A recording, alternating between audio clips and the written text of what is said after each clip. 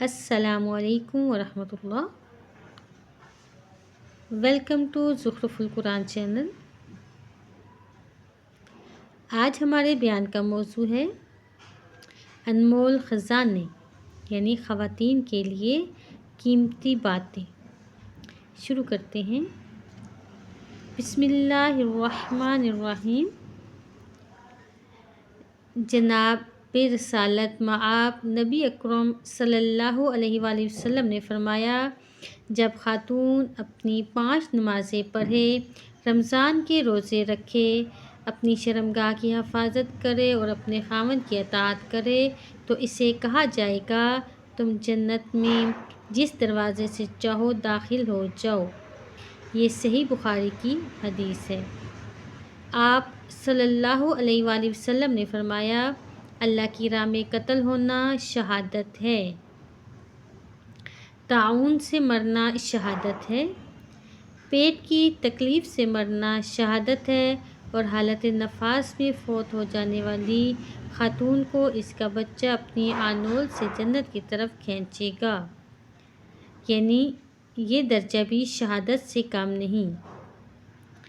آپ صلی اللہ علیہ وآلہ وسلم نے فرمایا، عورتوں میں جب کوئی عورت 3 بچوں کو جن کے آگے بھیجتی ہے، یعنی وہ فوت ہو جاتے ہیں، تو یہی بچے اس کے لیے دوزخ کی آڑ بن جاتے ہیں۔ ایک عورت نے عرض کیا، کیا 2 بھی بنیں گے؟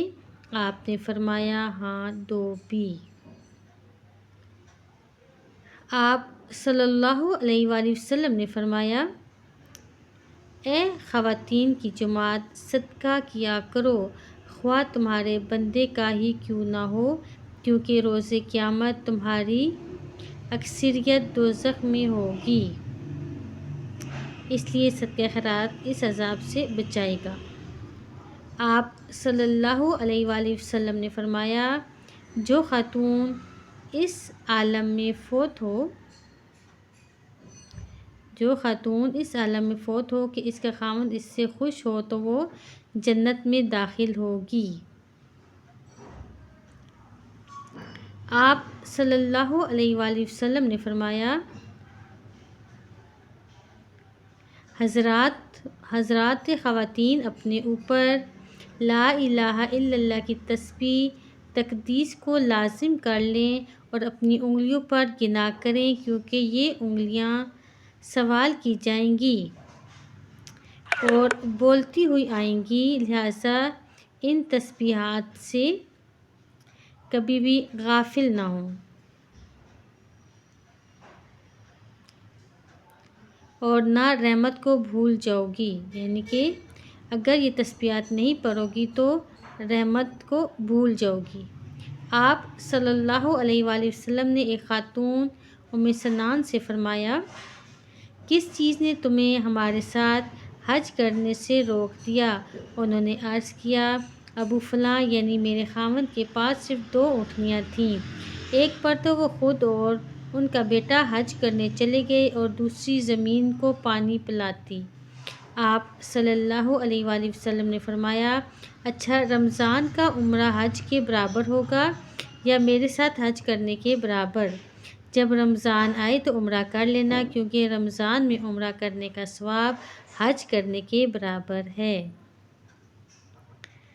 آپ صلی اللہ علیہ وآلہ وسلم نے فرمایا، اللہ تعالیٰ اس شخص پر رحم فرمائے جو رات کو اٹھتا ہے، نماز پڑھتا ہے اور اپنی بیوی کو بھی جگاتا ہے، اگر وہ اٹھنے سے انکار کرتی ہے تو اس کے چہرے پر پانی کے چھٹے ڈالتا ہے۔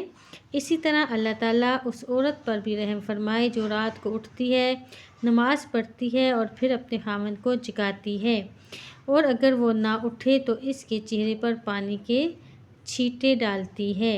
یہ صحیح بخاری کی حدیث ہے۔ اللہ تعالیٰ ہم سب کو عمل کی توفیق دے۔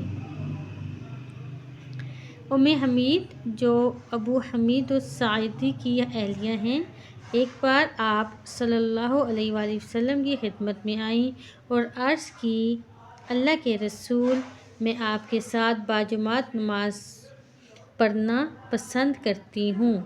آپ صلی اللہ علیہ وآلہ وسلم نے فرمایا، میں جانتا ہوں کہ تم ہمارے ساتھ نماز پڑھنا چاہتی ہو، مگر تمہاری نماز اپنے گھر کے اندر کونے میں پڑھنا اس نماز سے بہتر ہے جو تم اپنے کمرے میں پڑھو گی۔ یعنی گھر کے اندر کونے میں پڑھنا اس نماز سے بہتر ہے جو تم اپنے کمرے میں پڑھو گی، اور تمہارے اپنے کمرے میں پڑھنا بہتر ہے اس نماز سے جو تم گھر کے صحن میں پڑھو گی، اور تمہاری نماز اس صحن میں پڑھنا بہتر ہے اس نماز سے جو تم اپنے محلے کی مسجد میں پڑھو گی، اور تمہاری نماز اپنے محلے کی مسجد میں پڑھنا بہتر ہے اس نماز سے جو تم میری اس مسجد میں پڑھو گی۔ ام المؤمنین سیدہ حضرت عائشہ رضی اللہ تعالیٰ عنہا کہتی ہیں کہ میں نے رسول اللہ صلی اللہ علیہ وآلہ وسلم سے عرض کی، یا رسول اللہ، آپ صلی اللہ علیہ وسلم جہاد کو بہتر عمل قرار دیتے ہیں، کیا ہم عورتیں بھی جہاد کریں؟ تو آپ صلی اللہ علیہ وآلہ وسلم نے فرمایا، عورتوں کا شاندار جہاد حج مبرور ہے۔ یہ صحیح بخاری کی حدیث ہے۔ آپ صلی اللہ علیہ وآلہ وسلم نے آپ صلی اللہ علیہ وسلم سے عرض کی گئی، اے اللہ کے رسول، فلاں عورت رات کو تہجد پڑھتی ہے، دن کو روزہ رکھتی ہے اور ان کاموں کے علاوہ صدقہ خیرات بھی کرتی ہے، مگر اپنے ہمسایوں کو تکلیف بھی دیتی ہے، تکلیف پہنچاتی ہے۔ تو آپ نے فرمایا، اس عورت میں کوئی بھلائی نہیں، یہ دوزخ میں جائے گی۔ کہنے والے نے پھر عرض کی، فلاں عورت فرض نماز پڑھنے کا اہتمام کرتی ہے اور پنیر کے معمولی خشک ٹکڑے صدقہ کرتی ہے، مگر کسی کو تکلیف نہیں پہنچاتی۔ تو آپ صلی اللہ علیہ وآلہ وسلم نے فرمایا، یہ جنت میں جائے گی۔ آپ صلی اللہ علیہ وآلہ وسلم نے فرمایا، اس ذات کی قسم جس کے ہاتھ میں محمد کی جان ہے، عورت کبھی بھی اپنے رب کا حق ادا نہیں کر سکتی جب تک وہ اپنے خاوند کا مکمل حق ادا نہ کر لے، یہاں تک کہ خاوند اسے اپنے لیے بلائے اور وہ کاٹھی کی پشت پر یعنی اونٹ کی ہودج پر سوار ہو تو اپنے خاوند کے پاس آنے سے نہ ہچکچائے۔ یہ صحیح الجامع کی روایت ہے۔ آپ صلی اللہ علیہ وآلہ وسلم نے فرمایا، جب خاتون اپنے گھر کا کھانا کوئی نقصان یا خرابی کیے بغیر اللہ کی راہ میں دیتی ہے تو اس کے بدلے میں اس کا اتنا اجر ہے جو اس نے خرچ کیا، اور اس کے خاوند کے لیے بھی اس کا اجر کمانے کی وجہ سے ہوگا۔ یہی حال ملازم کا بھی ہے، ان میں سے کوئی بھی کسی بھی اجر کو کم نہیں کر سکتا۔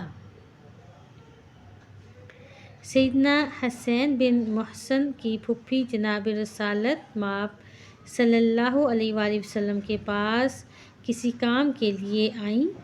انہوں نے نبی صلی اللہ علیہ وآلہ وسلم کی خدمت میں اپنی حاجت پیش کی۔ آپ نے فرمایا، کیا تم شادی شدہ ہو؟ کہنے لگی، جی ہاں اللہ کے رسول۔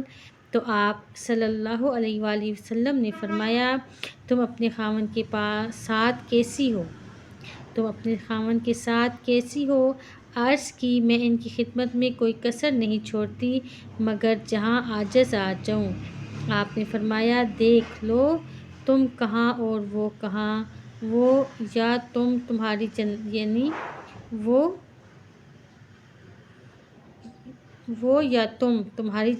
میں ہیں، یعنی وہ یا تم تمہاری جنت میں ہیں یا دوزخ، یعنی وہ تمہاری جنت ہے یا دوزخ، یعنی اسے خوش رکھو گی تو جنت میں جاؤ گی ورنہ خدا نخواستہ دوزخ میں۔ آپ صلی اللہ علیہ وآلہ وسلم نے فرمایا، مسلمان کو جب کوئی تھکاوٹ یا مصیبت، دکھ یا غم، تکلیف یا درد پہنچتا ہے، حتیٰ کہ ایک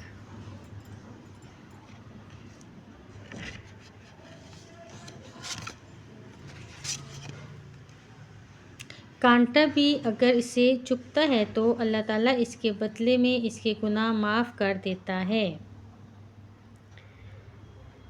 اس حدیث مبارکہ کو ہمیشہ اپنی یاد میں رکھنا اور اللہ تعالیٰ سے ثواب کی توقع رکھنا اور امید بھی، خاص طور پر ان مراحل اور مشکلات میں جو تمہیں اپنی آئلی زندگی میں یعنی مختلف مرحلوں میں جو حالات درپیش ہوتے ہیں ان کو برداشت کرنا۔ اللہ تعالیٰ ہم سب کو عمل کی توفیق دے۔ السلام علیکم ورحمۃ اللہ۔